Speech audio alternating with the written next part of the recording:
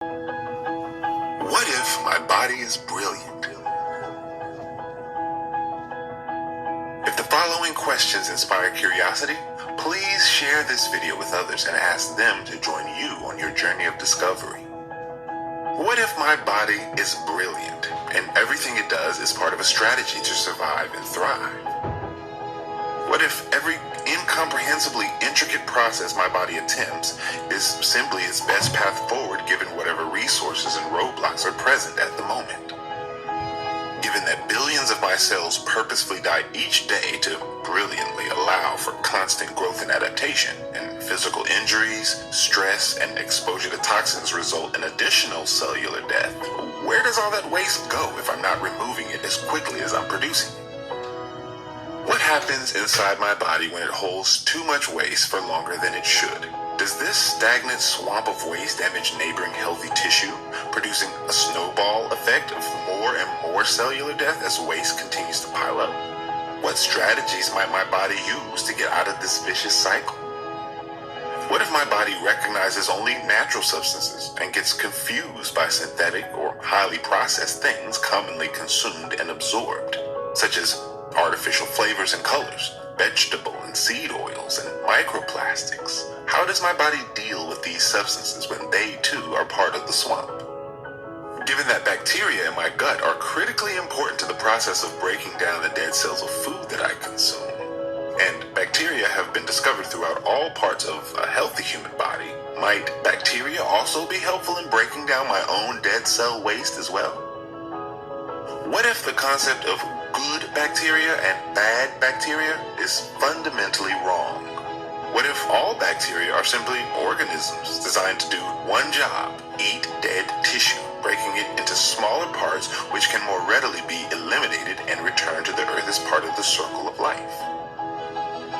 Given that bacteria produce their own waste in the process of metabolizing dead cells, what if bacteria are only problematic for my body when they produce too much waste as a result of being given a buffet of dead substances to consume?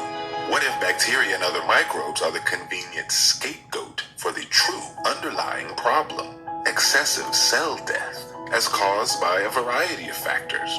Metaphorically, what if bacteria don't cause the fire, but instead proliferate as nature's attempt to put the fire out? What strategies might my body use to remove the combination of dead cell debris, microbial waste, and synthetic substances if I'm burdened with too many of them all at once? What if I'm not adequately hydrating and my bowel movements are infrequent? What if I'm not exercising enough to sweat out wastes? What are the next steps my brilliant body might take to clean the swamp? What if diarrhea and vomiting are strategies my body uses to remove wastes? What if excessive phlegm and a runny nose is another?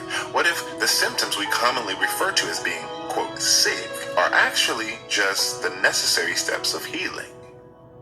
What if taking medications designed to end the symptoms of sickness actually prevents my body from healing? What if antibiotics kill my bacteria, which stops them from breaking down unwanted substances, which in turn terminates my natural cleansing process? If my body is unable to remove excess waste via these, albeit unpleasant, symptoms, does it have no choice but to store them deeper? If symptoms aren't the problem, but instead are the solution to something which previously occurred, what if all of modern medicine's efforts are misguided? What if the dramatic increase in chronic ailments over the last century is at least partially due to advancements in suppressing short-term symptoms? If my body is perpetually pushing waste deeper, am I simply trading acute diseases for chronic ones, creating more severe outcomes as I kick the proverbial can further down the road? What if the concept of specific diseases is wrong? What if the root cause of all disease is the same, but the symptoms are different depending on an impossibly nuanced history of the individual? Does this explain how positive results have been observed when treating many types of supposedly distinct diseases with simple water fasting protocols? What if the cure for every disease is simply to remove excess waste and any other impediments, allowing our brilliant bodies to heal naturally?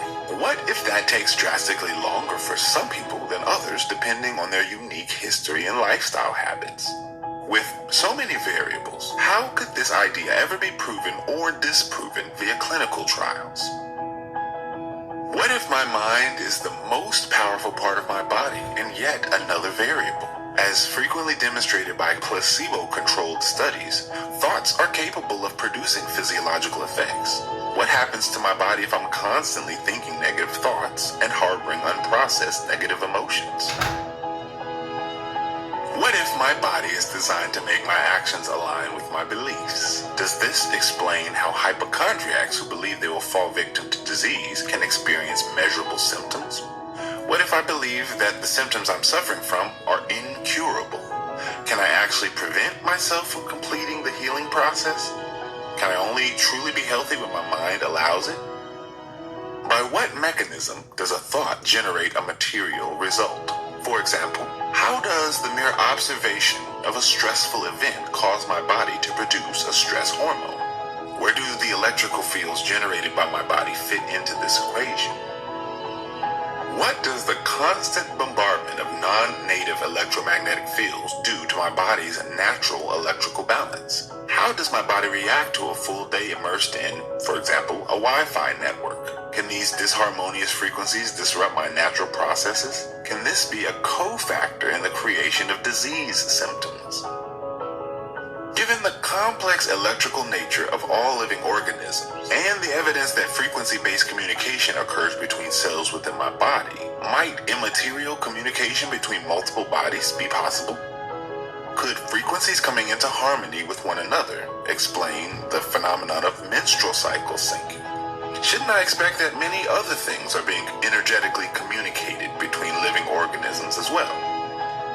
If my body eliminates waste as part of its solution to an underlying problem, and this process resembles a cold or flu, is it possible that I'm capable of energetically communicating this helpful strategy with other people? When they too begin presenting the same detoxification symptoms, wouldn't this appear exactly the same as what we currently call an infectious disease? Is contagion actually just an intelligent communication process leading to mass healing? Because not all people are in need of internal cleanse at the same time, does this explain why syncing frequencies wouldn't necessarily result in spreading the symptoms of disease? Wouldn't this appear exactly the same as our current concept of immunity? Because there are relatively few ways for my body to eliminate waste, can the differences in severity between various respiratory ailments, referred to as colds, flus, bronchitis, pneumonia, etc., be explained simply by differences in the amount of waste needing to be removed and how capable I am at completing this process without complication? Given that virologists have never been able to find supposedly infectious virus particles in fluids taken from an ill person, only showing debris of unknown origin claimed to be viruses at the end stages of a laboratory process involving multiple inputs including toxic substances, is it possible that our current concept of a virus is just a story we never outgrew, originating from an inability to explain the phenomenon of contagion? Given the various experiments from the early 1900s which failed to spread supposedly contagious diseases from one person to another, what if the simple answer to these failures is that they were working with the wrong foundational hypothesis? And because these studies failed at proving their hypothesis, shouldn't alternative hypotheses have been thoroughly investigated over the last 100 years? What if many doctors and scientists over the last century actually have done this work, recognizing the logical errors at the foundation of modern medicine? What if, to the detriment of their careers, they've written many books and papers explaining how humanity has been misled? Would I have heard about these people if my only source of health information came from school textbooks and advertiser-funded news?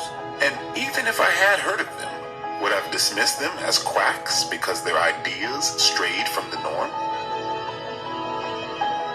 What if the foundational principles of modern medicine have already been proven wrong?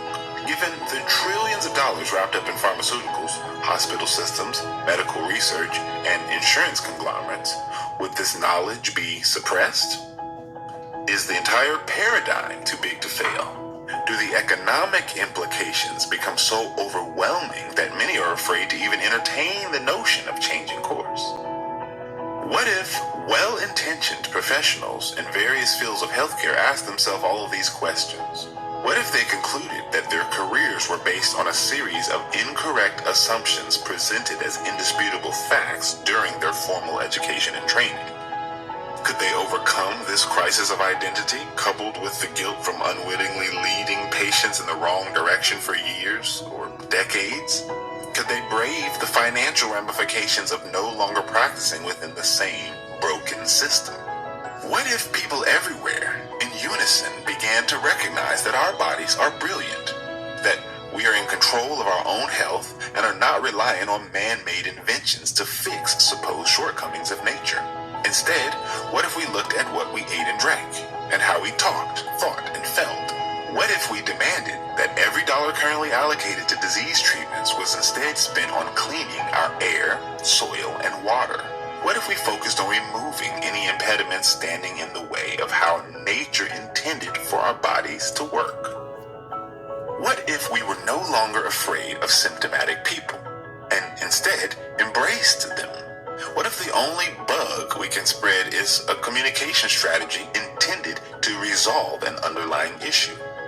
What if we said thank you when we began experiencing the symptoms of disease, recognizing them instead as signs of healing? What if my body is brilliant, and yours is too? What would the world look like if we all realized this together?